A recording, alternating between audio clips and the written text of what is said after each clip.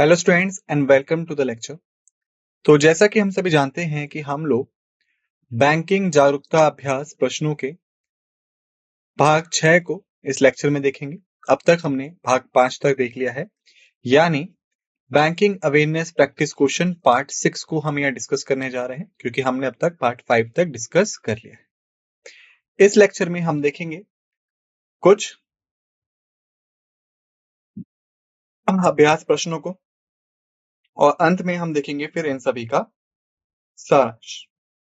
ठीक है, लेकिन हर बार की तरह इस बार भी शुरुआत करने से पहले एक छोटा सा डिस्क्लेमर है हमारे पास में, जो हमें यहाँ समझना बहुत जरूरी है। So the disclaimer is like the images used in a slide deck are for educational purposes only. We respect the intellectual property rights of the original creators and owners of these images. If you are the owner of any of the images used in this deck and have any concerns or issues, please contact us at sathi@iitk.ac.in and we shall remove the images. आज सवीकरण हमारे slide deck में उपयोग की गई छवियां केवल शैक्षिक उद्देश्यों के लिए है।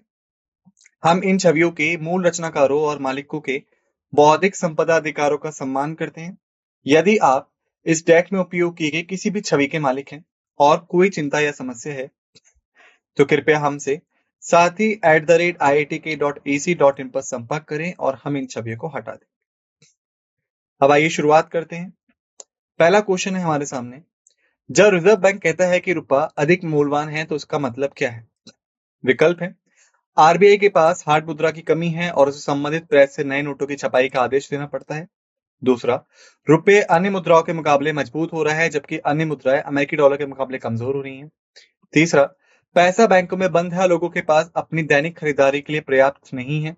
यह एक रणनीति है जो मुद्रास्फीति को कमी करती है। डी, अधिक से अधिक लोग अपने स्टॉक बेच रहे हैं, परिणाम स्वरूप शेयर बाजार दुर्घटनाग्रस्त हो सकता है क्योंकि इतनी बड़ी मात्रा में लेन देन के लिए हार्ड कैश नहीं है। या ई, उपरोक्त में से कोई नहीं। उत्तर देने के लिए आप सभी के पास 10 सेकंड का समय है, फिर मैं आप सभी को उत्तर बता दूंगा।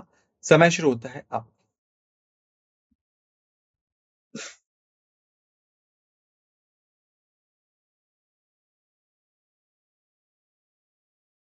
समय समाप्त। सही उत्तर है बी, रुपया अन्य मुद्राओं के मुकाबले मजबूत हो रहा है जबकि अन्य मुद्राएं अमेरिकी डॉलर के मुकाबले कमजोर हो रही है। स्पष्टीकरण, अन्य मुद्राओं के मुकाबले रुपया मजबूत हो, इसका मतलब है कि भारतीय रुपये अन्य मुद्राओं की तुलना में मूल्य प्राप्त कर रहा है। उदाहरण के लिए यदि पहले एक रुपए का मतलब 0.013 यूएस डॉलर खरीदा जा सकता था तो अब 0.014 यूएस डॉलर खरीदे जा सकते हैं, तो रुपया मजबूत हो गया है। यह कई कारणों से हो सकता है। पहला, मजबूत आर्थिक संकेतक, भारत से सकारात्मक आर्थिक डेटा जैसे उच्च जीडीपी वृद्धि, कम मुद्रास्फीति या व्यापार अधिशेष निवेशकों के विश्वास को बढ़ा सकता है। दूसरा, विदेशी निवेश, भारत में प्रत्यक्ष विदेशी निवेश या विदेशी पोर्टफोलियो निवेश में वृद्धि से रुपए की मांग बढ़ सकती है जिससे मजबूत हो सकता है। तीसरा, मुद्रा नीति, यदि भारतीय रिजर्व बैंक ब्याज दरें बढ़ाता है तो यह उच्च रिटर्न की तलाश में विदेशी निवेशकों को आकर्षित कर सकता है जिससे रुपए की मांग बढ़ सकती है। फिर राजनीतिक स्थिरता, एक स्थिर राजनीतिक वातावरण निवेशकों के विश्वास को बढ़ा सकता है जिससे रुपए मजबूत हो सकता है। क्वेश्चन नंबर 2, आरबीआई के खुले बाजार संचालन नियम को विनियमित करने के लिए उद्देश्य से किया जाता है। विकल्प, अर्थव्यवस्था में तरलता, आवश्यक वस्तुओं की कीमतें, मुद्रास्फीति, बैंकों की उधार शक्ति, उपरोक्त सभी। उत्तर देने के लिए आप सभी के पास 10 सेकंड का समय है, फिर मैं आप सभी को उत्तर बता दूंगा। समय शुरू होता है अब।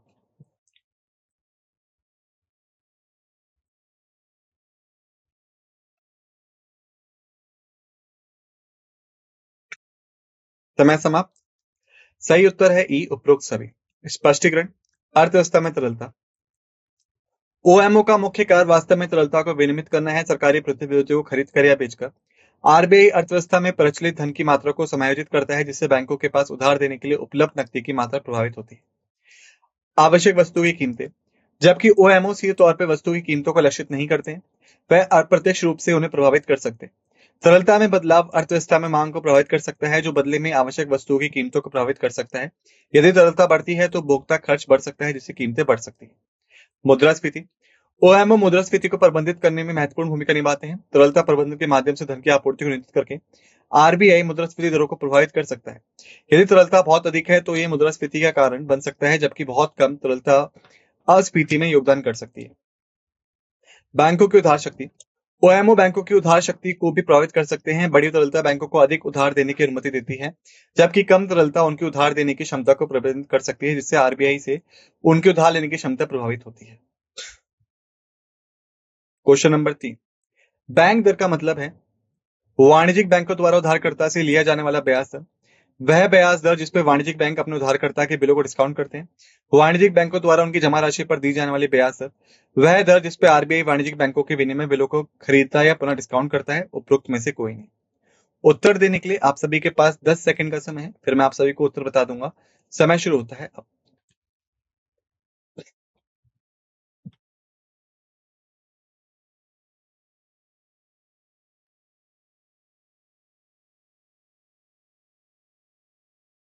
समय समाप्त। सही उत्तर है वह दर जिस पे आरबीआई वाणिज्यिक बैंकों के विनिमय बिलों को खरीदता है या पुनः छूट देता है। स्पष्टीकरण। बैंक दर की परिभाषा। बैंक दर वह दर है जिसपे भारतीय रिजर्व बैंक वाणिज्यिक बैंकों को धन उधार देता है, आमतौर पर पात्र प्रतिभूतियों के बदले। यह वह दर भी है जिसपे आरबीआई वाणिज्यिक बैंकों द्वारा प्रस्तुत विनिमय बिलों को पुनः छूट देता है। यह दर तरलता को नियंत्रित करने और अर्थव्यवस्था में ब्याज दर को प्रभावित करने के लिए एक महत्वपूर्ण उपकरण है।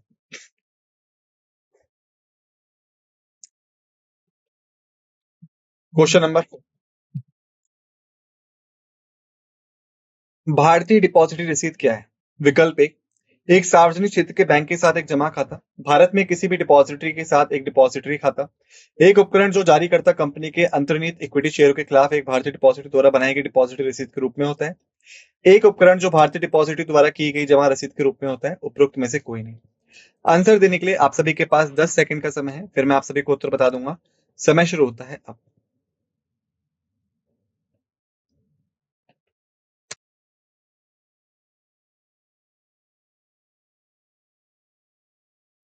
समय समाप्त। सही उत्तर है एक उपकरण जो भारतीय डिपॉजिटरी द्वारा अंतर्निहित इक्विटी शेयरों के खिलाफ डिपॉजिटरी रसीद के रूप में बनाया गया है। स्पष्टीकरण। भारतीय डिपॉजिटरी रसीद की परिभाषा। एक आईडीआर एक वित्तीय उपकरण है जो भारत में निवेशकों को विदेशी कंपनियों के इक्विटी शेयर में सीधे विदेशी शेयरों में व्यापार किए बिना निवेश करने की अनुमति देता है। भारतीय डिपॉजिटरी इन रसीदों को एक संरक्षक खाते में रखे गए अंतर्निहित शेयरों के खिलाफ जारी करता है। यह कैसे काम करता है? जब कोई विदेशी कंपनी भारत में धन जुटाना चाहती है तो वह इक्विटी शेयर जारी कर सकती है, जिन्हें फिर एक घरेलू डिपॉजिटरी जैसे नेशनल सिक्योरिटीज डिपॉजिटरी लिमिटेड या सेंट्रल डिपॉजिटरी सर्विसेज लिमिटेड द्वारा रखा जाता है। डिपॉजिटरी तब भारतीय निवेशकों को आईडीआर जारी करता है जो इन अंतर्निहित शेयरों का प्रतिनिधित्व करते हैं। क्वेश्चन नंबर 5, एक उपकरण जो अपनी मूल्य को निर्देशित अंतर्निहित मुद्रा, सोना, स्टॉक आदि से प्राप्त करता है, उसे क्या कहा जाता है? विकल्प है डेरिवेटिव, प्रतिभूतिकरण रसीद, hedge fund, factoring, venture capital funding. उत्तर देने के लिए आप सभी के पास 10 सेकंड का समय है, फिर मैं आप सभी को सही उत्तर बता दूंगा। समय शुरू होता है अब।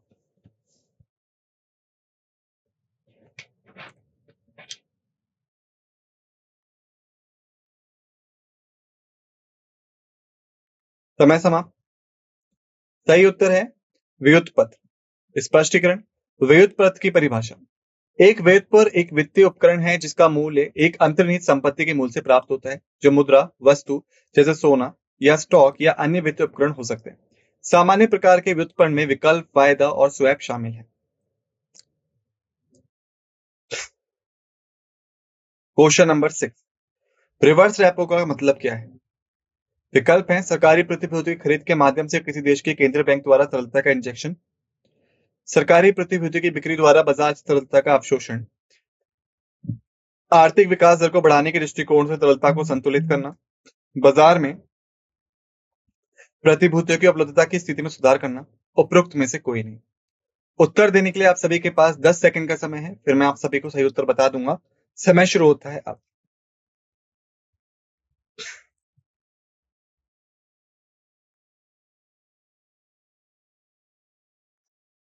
समय समाप्त। सही उत्तर है बी, सरकारी प्रतिभूति की बिक्री द्वारा बाजार से तरलता का अवशोषण। स्पष्टीकरण। रिवर्स रेपो की परिभाषा। रिवर्स रेपो रिवर्स पुनरीकृत समझौता एक मौद्रिक नीति उपकरण है जिसका उपयोग केंद्रीय बैंक जैसे भारतीय रिजर्व बैंक द्वारा बैंकिंग प्रणाली से अतिरिक्त तरलता को अवशोषित करने के लिए किया जाता है। रिवर्स रेपो लेनदेन में केंद्रीय बैंक वाणिज्यिक बैंकों या वित्तीय संस्थानों को सरकारी प्रतिभूतियों को बेचता है और बाद में उन प्रतिभूतियों को पुनः खरीद करने के समझौते के साथ रखता है। यह काम कैसे करता है? जब केंद्रीय बैंक इन प्रतिभूतियों को बेचता है तो वह बैंकिंग प्रणाली से नकदी निकाल लेता है। इस प्रकार अर्थव्यवस्था में उधार और खर्च के लिए उपलब्ध धन की मात्रा को कम कर देता है। इस प्रक्रिया का उपयोग तरलता को प्रभावी ढंग से प्रबंधित करने के लिए किया जाता है और यह मुद्रास्फीति को नियंत्रित करने में मदद करता है। क्वेश्चन नंबर 7, मुद्रा स्वैप एक उपकरण है जिसे प्रबंधित करने के लिए उपयोग किया जाता है। विकल्प है मुद्रा जोखिम, ब्याज दर जोखिम, मुद्रा और ब्याज दर जोखिम, विभिन्न मुद्राओं में नकदी प्रवाह, उपरोक्त सभी। उत्तर देने के लिए आप सभी के पास 10 सेकंड का समय है, फिर मैं आप सभी को उत्तर बता दूंगा। समय शुरू होता है अब।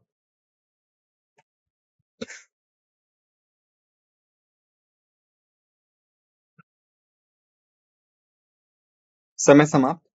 सही उत्तर है उपरोक्त सभी। स्पष्टीकरण, मुद्रा जोखिम। मुद्रा स्वैप पार्टियों को विभिन्न मुद्राओं में नकदी प्रवाह का आदान प्रदान करने की अनुमति देते हैं जिससे विनिमय दरों में उतार चढ़ाव के जोखिम से बचाव करने में मदद मिलती है। दूसरा, ब्याज दर जोखिम। वह ब्याज भुगतान स्थिर या परिवर्तनीय के आदान प्रदान की सुविधा प्रदान करते हैं जो बदलती ब्याज दरों के जोखिम को प्रबंधित करने में मदद कर सकते हैं। तीसरा, विभिन्न मुद्राओं में नकदी प्रवाह।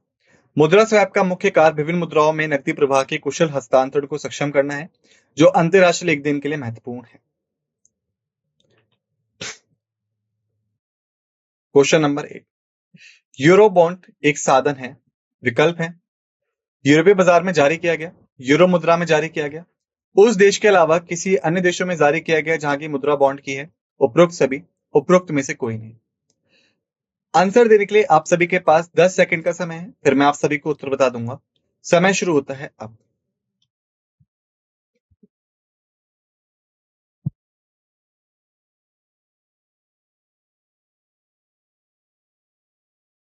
समय समाप्त। सही उत्तर है उस देश के अलावा किसी अन्य देश में जारी किया गया है जिसका मुद्रा का बॉन्ड है। स्पष्टीकरण, पहला, यूरो बॉन्ड की परिभाषा। एक यूरो बॉन्ड को आमतौर पर एक बॉन्ड के रूप में परिभाषित किया जाता है जो उस देश के अलावा किसी अन्य देश में जारी किया जाता है जिसकी मुद्रा में बॉन्ड नामित है।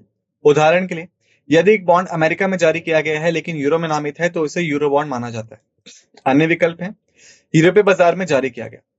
जबकि कई यूरो बॉन्ड यूरोपीय बाजार में जारी किए जाते हैं, यूरो बॉन्ड शब्द का अर्थ यह नहीं है कि इसे यूरोप में ही जारी किया जाना चाहिए, इसे वैश्विक स्तर पर जारी किया जा सकता है। यूरो मुद्रा में जारी किया गया। यूरो बॉन्ड किसी मुद्रा में नामित हो सकते हैं, केवल यूरो में ही नहीं, इसलिए ये एक कथन भ्रामक है। उपरोक्त सभी। चूंकि विकल्प ए और बी यूरो बॉन्ड का पूरी तरह से सटीक वर्णन नहीं करते हैं, इसलिए विकल्प भी गलत है। उपरोक्त में कोई नहीं, यह विकल्प गलत है क्योंकि विकल्प सी यूरो बॉन्ड का एक प्रमुख पहलू सही ढंग से वर्णित करता है। क्वेश्चन नंबर 9 है, मनी लॉन्ड्रिंग सामान्यतः शामिल होती है धन का हस्तांतरण, धन की परतें बनाना, धन का एकीकरण, ए, बी और सी सभी, या फिर इनमें से कोई नहीं। उत्तर देने के लिए आप सभी के पास 10 सेकंड का समय है, फिर मैं आप सभी को उत्तर बता दूंगा। समय शुरू होता है अब।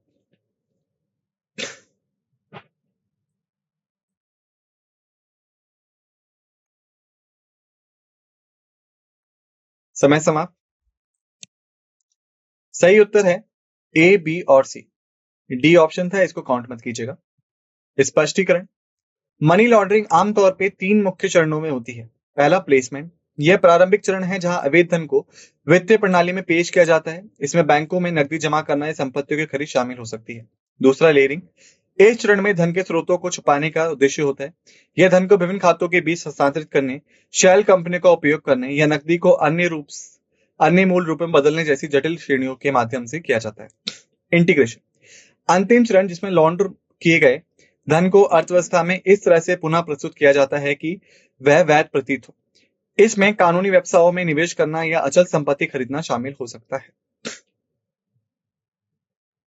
क्वेश्चन नंबर 10, आईएमएफ और विश्व बैंक को संस्थानों के रूप में कल्पना की गई थी ताकि विकल्प है अंतरराष्ट्रीय आर्थिक सहयोग को मजबूत करना और एक अधिक स्थिर और समृद्ध वैश्विक अर्थव्यवस्था बनाने में मदद करना। दूसरा, अंतरराष्ट्रीय मौद्रिक सहयोग को बढ़ावा देना। तीसरा, दीर्घकालिक आर्थिक विकास और गरीबी उन्मूलन को बढ़ावा देना।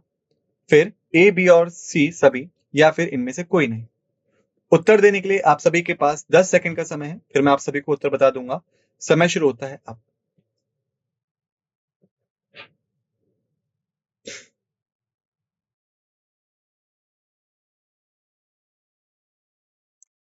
समय समाप्त। सही उत्तर है ए, बी और सी सभी। स्पष्टीकरण। अंतरराष्ट्रीय आर्थिक सहयोग को मजबूत करना। आईएमएफ और विश्व बैंक दोनों एक स्थिर और समृद्ध वैश्विक अर्थव्यवस्था को बढ़ावा देने के लिए देश के बीच सहयोग को बढ़ावा देने के लिए स्थापित किया गया था। इसमें वित्तीय संगठनों का समाधान करना और एक सहयोगात्मक अंतरराष्ट्रीय वित्तीय प्रणाली सुनिश्चित करना शामिल। अंतरराष्ट्रीय मौद्रिक सहयोग को बढ़ावा देना। आईएमएफ विशेष रूप से अंतरराष्ट्रीय मौद्रिक सहयोग पर ध्यान केंद्रित करता है, जो मौद्रिक स्थिरता प्रदान करता है और अंतरराष्ट्रीय व्यापार के संतुलित विकास को सुनिश्चित बनाता है। यह सदस्य देशों की नीति सलाह, वित्तीय सहायता और तकनीकी विशेषता प्रदान करता है। दीर्घकालिक आर्थिक विकास और गरीबी उन्मूलन को बढ़ावा देना। विश्व बैंक का मुख्य मिशन गरीबी को कम करना और सतत आर्थिक विकास को बढ़ावा देना है। यह विकास परियोजनाओं के लिए वित्तीय और तकनीकी सहायता प्रदान करता है, जिसमें विकासशील देशों के लोगों के लिए आर्थिक संभावनाओं और जीवन की गुणवत्ता में सुधार की उम्मीद की जाती है। 11वां प्रश्न है कि कॉल मनी क्या है। विकल्प है एक दिन या रात भर के लिए उधार लिया या दिया गया पैसा। दूसरा, एक दिन से अधिक लेकिन 3 दिनों तक के लिए उधार लिया गया पैसा। फिर एक दिन से अधिक लेकिन 7 दिनों तक के लिए उधार लिया गया पैसा। फिर एक दिन से अधिक लेकिन 14 दिनों तक के लिए उधार लिया गया पैसा, या उपरोक्त में से कोई नहीं। आंसर देने के लिए आप सभी के पास 10 सेकंड का समय है, फिर मैं आप सभी को उत्तर बता दूंगा। समय शुरू होता है अब।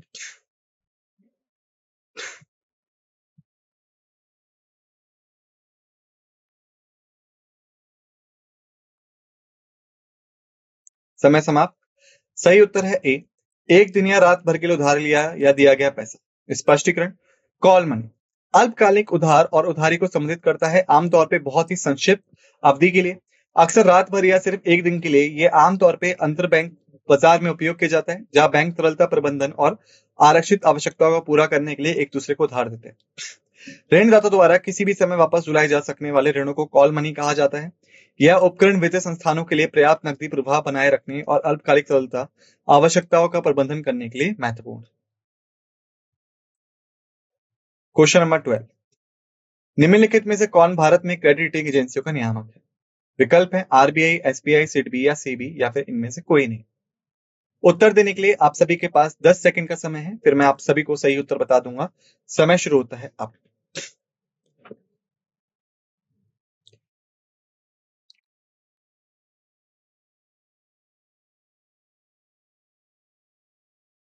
समय समाप्त।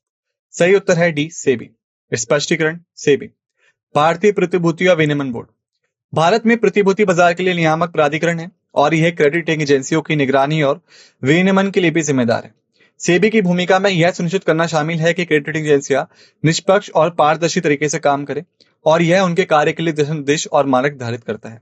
भारतीय रिजर्व बैंक मुख्य रूप से बैंकों और गैर बैंकिंग वित्तीय संस्थानों को नियंत्रित करता है, जबकि एसबीआई और सिडबी का बैंकिंग और विकास वित्त में विशिष्ट भूमिका है, लेकिन वह क्रेडिट रेटिंग एजेंसी को नियंत्रित नहीं कर सकते हैं। Question number 13।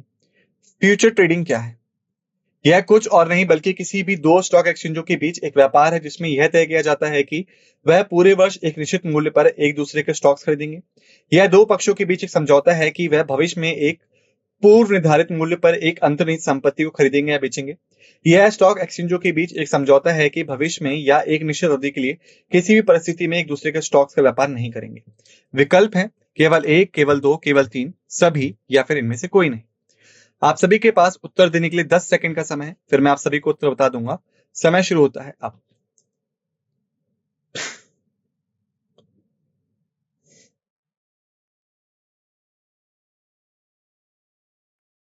समय समाप्त।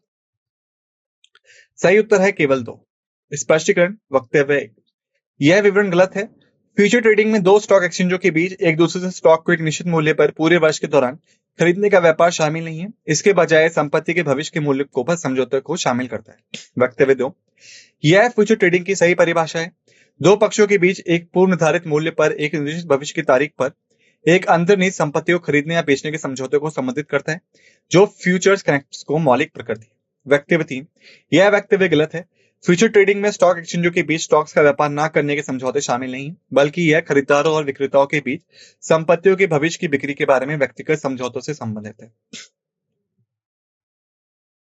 क्वेश्चन नंबर 40, ग्रीन बैंकिंग का मतलब है, विकल्प है सिंचाई परियोजनाओं का वित्त पोषण एक बैंकों द्वारा वानिकी का विकास, बैंकों द्वारा पर्यावरण अनुकूल परियोजनाओं का वित्त पोषण, बैंकों द्वारा मत्स्य प्रबंधन, या फिर इनमें से कोई नहीं। उत्तर देने के लिए आप सभी के पास 10 सेकंड का समय है, फिर मैं आप सभी को उत्तर बता दूंगा। समय शुरू होता है अब।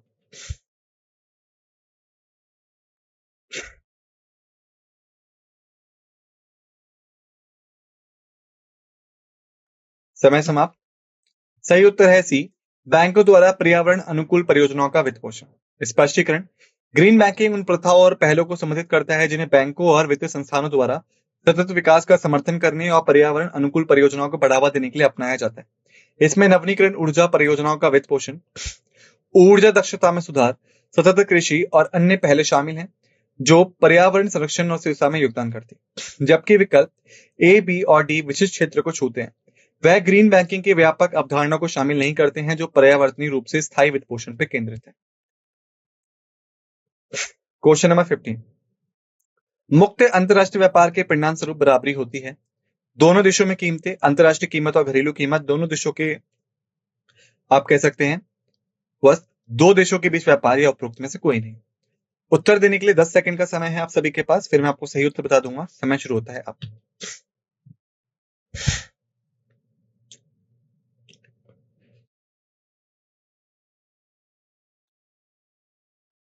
समय समाप्त।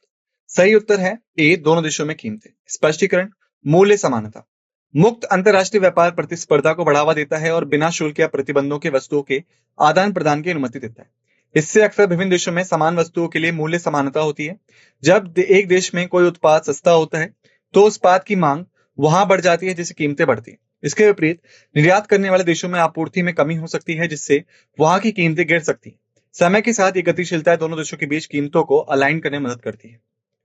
अंतरराष्ट्रीय मूल्य और घरेलू मूल्य, जबकि मुक्त व्यापार अंतरराष्ट्रीय और घरेलू कीमतों के बीच संबंध को प्रभावित करता है, समानता पर जोर अधिक तौर पर विकल्प ए द्वारा व्यक्त किया जाता है। दोनों देशों की वस्तुएं, यह विकल्प वस्तुओं के प्रकार के आदान प्रदान के बारे में है और मूल्य समानता से संबंधित नहीं है। दो देशों के बीच व्यापार, यह विकल्प व्यापार के कार्य का वर्णन करता है, ना कि कीमतों की समानता का। उपरोक्त में से कोई नहीं। यह विकल्प गलत है क्योंकि विकल्प ए मुक्त अंतरराष्ट्रीय व्यापार के एक प्रमुख परिणाम को सही ढंग से दर्शाता है। क्वेश्चन नंबर 16, निम्नलिखित में से कौन सा क्रेडिट नियंत्रण का मात्रात्मक नियंत्रण विधि नहीं है? विकल्प है नकद आरक्षित अनुपात, सांविधिक तरलता अनुपात, बैंक दर, चयनात्मक क्रेडिट नियंत्रण, या फिर इनमें से कोई नहीं। उत्तर देने के लिए आप सभी के पास 10 सेकंड का समय है, फिर मैं आप सभी को उत्तर बता दूंगा। समय शुरू होता है अब।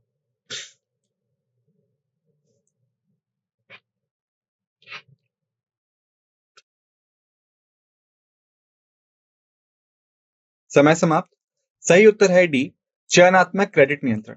स्पष्टीकरण, मात्रात्मक नियंत्रण विधियां, यह विधियां अर्थव्यवस्था में कुल धन और क्रेडिट की आपूर्ति को विनियमित करने के उद्देश्य से होती हैं। उदाहरण शामिल हैं, पहला नकद आरक्षित अनुपात, बैंक की कुल जमा राशि का प्रतिशत जो केंद्रीय बैंक के पास आरक्षित रखा जाना चाहिए।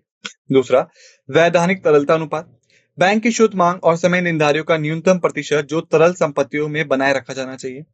तीसरा बैंक दर, वह दर जिसपे केंद्रीय बैंक वाणिज्यिक बैंकों को धन उधार देता है जिससे उधार लेने की लागत और क्रेडिट उपलब्धता प्रभावित होती है।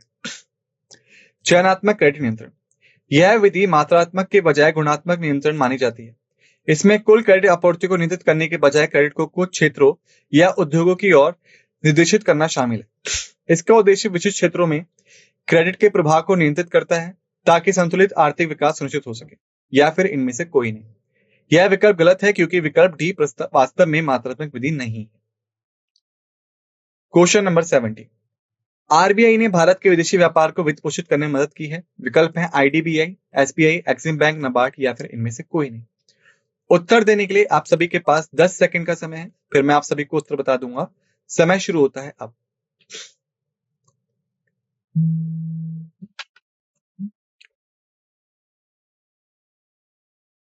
समय समाप्त। सही उत्तर है एक्सिम बैंक। स्पष्टीकरण। एक्सिम बैंक भारतीय निर्यात आयात बैंक की मुख्य भूमिका अंतर्राष्ट्रीय व्यापार, विशेष रूप से निर्यात के लिए वित्त पोषण और सुविधा प्रदान करना है। यह भारतीय निर्यातकों को वित्तीय सहायता, समर्थन और परामर्श सेवाएं प्रदान करता है। यह इस प्रकार सीधे भारत के विदेशी व्यापार में मदद करता है। आईडीबीआई भारतीय औद्योगिक विकास बैंक, जबकि ये औद्योगिक वित्त पोषण का समर्थन करता है, विशेष रूप से विदेशी व्यापार पर केंद्रित नहीं है। भारतीय स्टेट बैंक, यद्यपि एसबीआई विदेशी व्यापार से संबंधित सेवाएं प्रदान करता है, यह एक वाणिज्यिक बैंक है और मुख्य रूप से विदेशी व्यापार वित्त पोषण संस्थान नहीं है। नाबार्ड राष्ट्रीय कृषि और ग्रामीण विकास बैंक, ग्रामीण विकास और कृषि के वित्त पोषण और समर्थन पर केंद्रित है, विशेष रूप से विदेशी व्यापार पर नहीं। इनमें से कोई नहीं। यह विकल्प गलत है क्योंकि एक्सिम बैंक विशेष रूप से विदेशी व्यापार के वित्त पोषण को संबोधित करता है। क्वेश्चन नंबर 18, जब वस्तु एक्स के प्रतिस्थापन की कीमत गिरती है तो एक्स की मांग, ऑप्शन है बढ़ती है, गिरती है, अपरिवर्तित रहती है, पहले बढ़ती है और फिर गिरती है, या फिर इनमें से कोई नहीं।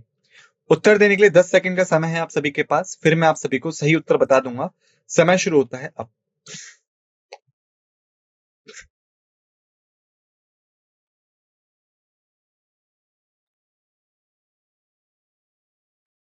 समय समाप्त। सही उत्तर है बी, गिरती है। स्पष्टीकरण, विकल्प वस्तुएं, यह वह वस्तुएं हैं जो उपयोग में एक दूसरे को बदल सकती हैं। उदाहरण के लिए यदि वस्तुएं एक्स मक्खन है तो इसका विकल्प मार्जिन हो सकता है। कीमतें परिवर्तन का प्रभाव, जब वस्तु एक्स के विकल्प की कीमत गिरती है तो उपभोक्ता सस्ती विकल्प वस्तु को अधिक खरीदने की संभावना रखते हैं। परिणाम स्वरूप वस्तु एक्स की मांग घट जाती है।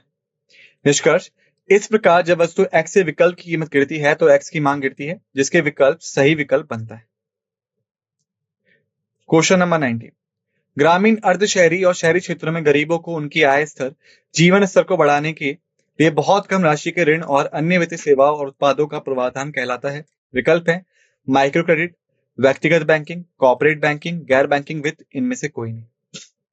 उत्तर देने के लिए आप सभी के पास 10 सेकंड का समय है, फिर मैं आप सभी को उत्तर बता दूंगा। समय शुरू होता है अब।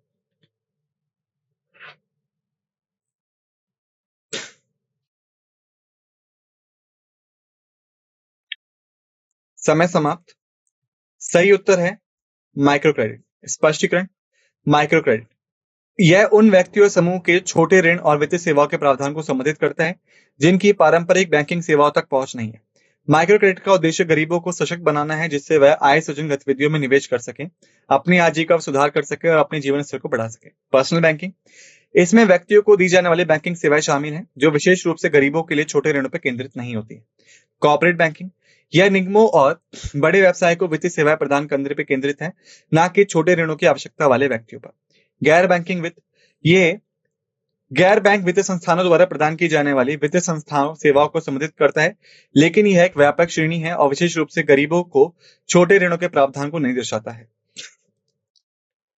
Question number 20, national stock exchange कार्य करता है। विकल्प है नई दिल्ली, कोलकाता, मुंबई, चेन्नई, इनमें से कोई नहीं।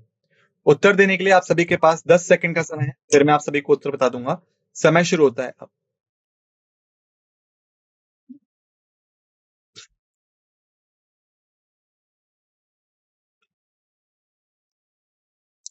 समय समाप्त। सही उत्तर है सी, मुंबई। स्पष्टीकरण, भारत का नेशनल स्टॉक एक्सचेंज मुंबई में मुख्यालय है। भारत के प्रमुख स्टॉक एक्सचेंजों में से एक है और इसे आधुनिक, पूरी तरह से स्वचालित इलेक्ट्रॉनिक ट्रेडिंग सिस्टम प्रदान करने के लिए स्थापित किया गया था। अन्य विकल्प जैसे नई दिल्ली, कोलकाता और चेन्नई में एनएसई नहीं है। क्वेश्चन नंबर 21, राजकोषीय नीति संबंधित है। विकल्प है मुद्रा का निर्गम, ऋण सर्जन, सार्वजनिक राजस्व व्यय, इनमें से कोई नहीं, सॉरी, इनमें से सभी, या फिर इनमें से कोई नहीं। उत्तर देने के लिए आप सभी के पास 10 सेकंड का समय है, फिर मैं आप सभी को उत्तर बता दूंगा। समय शुरू होता है अब।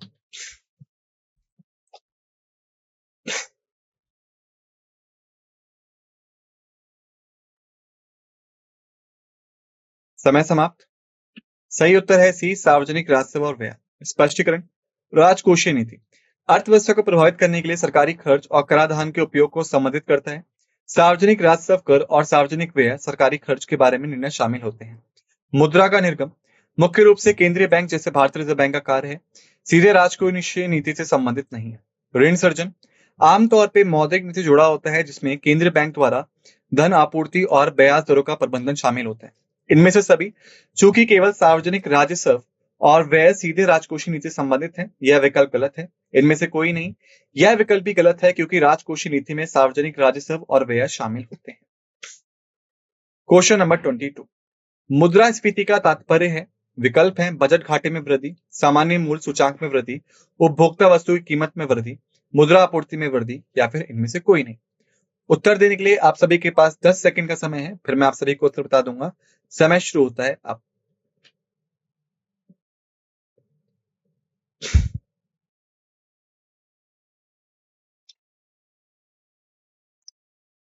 समय समाप्त। सही उत्तर है बी, सामान्य मूल्य सूचांक में वृद्धि। स्पष्टीकरण, मुद्रास्फीति को एक अर्थव्यवस्था में समय की अवधि के दौरान वस्तु और सेवाओं के सामान्य मूल्य स्तर में निरंतर वृद्धि के रूप में परिभाषित किया गया है। इसे आमतौर पर उपभोक्ता मूल्य सूचांक या थोक मूल्य सूचांक जैसे सामान्य मूल्य सूचांक में परिवर्तनों द्वारा मापा जाता है। बजट घाटे में वृद्धि, जबकि बजट घाटा मुद्रास्फीति से प्रभावित हो सकता है, सीधे तौर पर मुद्रास्फीति का तात्पर्य नहीं है। उपभोक्ता वस्तु की कीमत में वृद्धि, यह मुद्रास्फीति का एक विशिष्ट उदाहरण है। मुद्रास्फीति का तात्पर्य सामान्य मूल्य स्तर में समग्र वृद्धि से है, न कि केवल उपभोक्ता वस्तुओं से। मुद्रा आपूर्ति में वृद्धि, यह मुद्रास्फीति का एक संभावित कारण है, लेकिन वह स्वयं मुद्रास्फीति को परिभाषित नहीं कर सकता है। इनमें से कोई नहीं। यह विकल्प गलत है क्योंकि मुद्रास्फीति वास्तव में सामान्य मूल्य सूचांक में वृद्धि से संबंधित है। क्वेश्चन नंबर 23, भारत में निम्नलिखित में से कौन सा संगठन बाजार नियामक के रूप में जाना जाता है? सेबी, आईबीए, एमएफआई, एनएसडीएल या फिर इनमें से कोई नहीं। उत्तर देने के लिए आप सभी के पास 10 सेकंड का समय है, फिर मैं आप सभी को उत्तर बता दूंगा। समय शुरू होता है अब।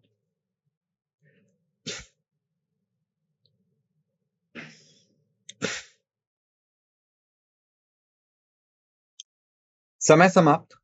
सही उत्तर है ए, सेबी। स्पष्टीकरण, सेबी भारत में प्रतिभूति बाजार के लिए प्राथमिक नियामक है।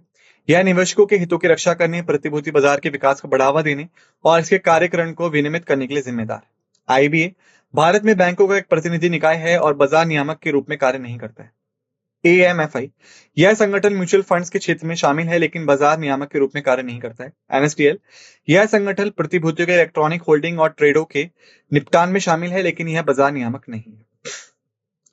क्वेश्चन नंबर 24, प्रवेश भार और निकास भार शब्दों का सबसे अधिक उपयोग निम्नलिखित में से किस संदर्भ में किया जाता है?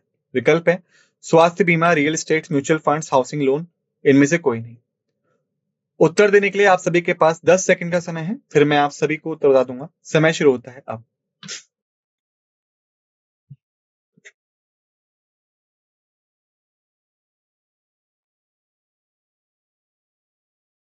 समय समाप्त।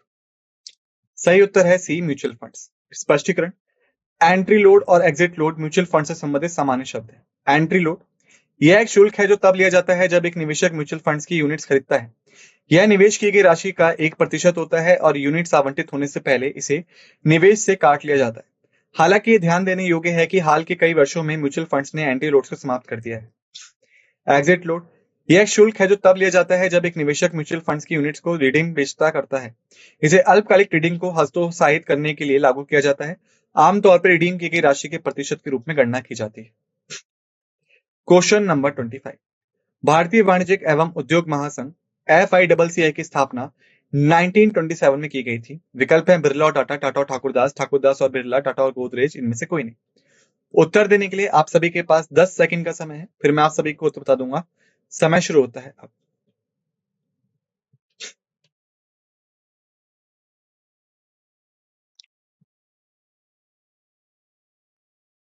समय समाप्त। सही उत्तर है टाटा ठाकुरदास। स्पष्टीकरण, FICCI की स्थापना 1927 में मुख्य रूप से JRD टाटा और GD ठाकुरदास द्वारा की गई थी, जो उस समय भारतीय व्यापार समुदाय के महत्वपूर्ण व्यक्ति थे। इसका उद्देश्य भारतीय व्यापार समुदाय के हितों को बढ़ावा देने और व्यापार को सुगम बनाने के लिए एक मंच बनाना था। जबकि बिरला परिवार ने भारतीय उद्योग में महत्वपूर्ण भूमिका निभाई है, वह FCCI के संस्थापक नहीं थे, इसलिए विकल्प सी सही नहीं है। यहाँ पे हमने प्रश्नों को समाप्त कर लिया है। अब हम बात करते हैं सारांश की। हमने देखा अधिक मूल्यवान रुपया कब होता है, आरबीआई के ओपन मार्केट ऑपरेशंस किस लिए होते हैं, बैंक दर की परिभाषा क्या होती है, भारतीय डिपॉजिटरी रसीद क्या होती है, मूल्य प्राप्त करने वाले साधन कौन कौन से होते हैं, रिवर्स रेपो रेट की परिभाषा क्या है, मुद्रा स्वैप प्रबंधन क्या है, यूरो बॉन्ड की परिभाषा क्या है, मनी लॉन्ड्रिंग चरण क्या है, IMF और विश्व बैंक का उद्देश्य क्या है, कॉल मनी की परिभाषा क्या है, क्रेडिट एजेंसियों का नियामक कौन होता है, भविष्य व्यापार की परिभाषा क्या है, ग्रीन बैंकिंग की परिभाषा क्या है, मुक्त अंतरराष्ट्रीय व्यापार के परिणाम स्वरूप क्या क्या होते हैं, क्रेडिट नियंत्रण की मात्रात्मक नियंत्रण विधि क्या है? आरबीआई उद्देश्य व्यापार वित्तपोषण क्या है? विकल्प मूल्य परिवर्तन का प्रभाव क्या है? सूक्ष्म ऋण की परिभाषा क्या है? राष्ट्रीय स्टॉक एक्सचेंज का स्थान क्या है? राजकोषीय नीति का फोकस क्या है? मुद्रास्फीति के प्रभाव क्या है? भारत में बाजार नियामक कौन है? प्रवेश भार विकास भार का संदर्भ क्या है? फिक्की के संस्थापक कौन है? इसी के साथ हमने कर लिया है इस लेक्चर को समाप्त। मिलते हैं आप सभी से दूसरे लेक्चर में। तब तक आप सभी से निवेदन है कि जो भी चीजें हमने यहाँ पढ़ी या समझी उन्हें एक बार अच्छे से रिवाइज कर लीजिएगा। ठीक है, इसी के साथ करते हैं इस लेक्चर को समाप्त। आप सभी का धन्यवाद।